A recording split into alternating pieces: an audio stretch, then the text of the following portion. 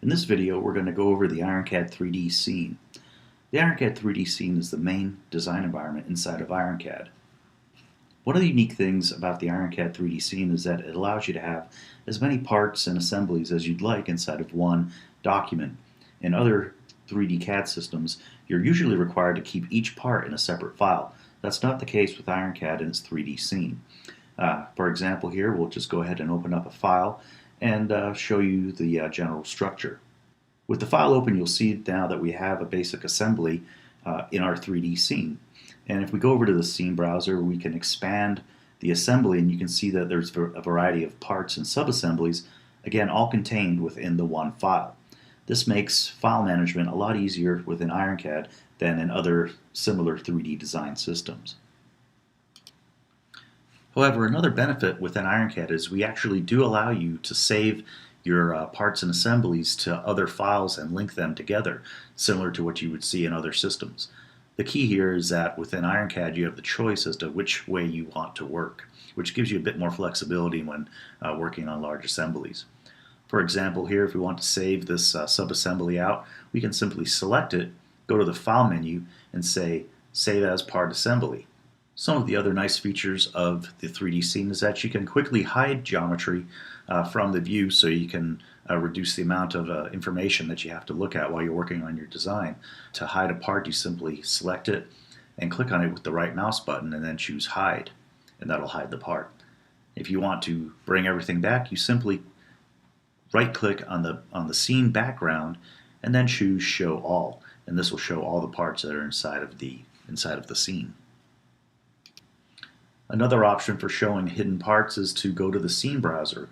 You'll notice that the part we hid is now slightly grayed out inside of the browser. So what we can do is just right-click on that icon and then select the Show Selected Item, and that'll show the part that was previously hidden. The scene also contains all of the constraints that may have been applied to the design. So you see here in the scene browser, we can open up the constraints portion and see all the various constraints that are in the design. You'll also notice that there's a cameras section, and if we expand that, you'll see there's actually 7 cameras set up inside of the 3D scene. Now the cameras are hidden by default, so if you want to see the cameras, you simply go to the Visualization tab, then click on the Edit Camera drop-down, and in the menu that appears, click on Show Cameras. And this will show you all the cameras that are available that are currently inside of the scene. With the cameras now showing, I can actually select a camera and I can move it around the scene if I want to change the angle, or I can right-click on the camera and say Look Through Camera, and that will show me exactly what that camera is looking at. If you want to undo a camera action, you don't click the Undo button, as the Undo button is used for undoing commands related to modeling. To undo a camera, you just go down to the bottom of the screen where all your camera controls are and click the Undo Camera option. Another thing that you can show inside of your 3D scene are your light sources. And to do that, again, you would go to the Visualization tab and then click on the Show Lights drop-down and choose the Show Lights command. This will now show you the lights that are available in the scene. By default, there are 5 lights. And again, you can click on these lights and drag them around to change the lighting of the scene. You can also insert new lights by simply going again to the Visualization tab, clicking the Show Lights drop-down and clicking Insert Light. To insert a light, just select the command and click on the model where you want the light to be focused on.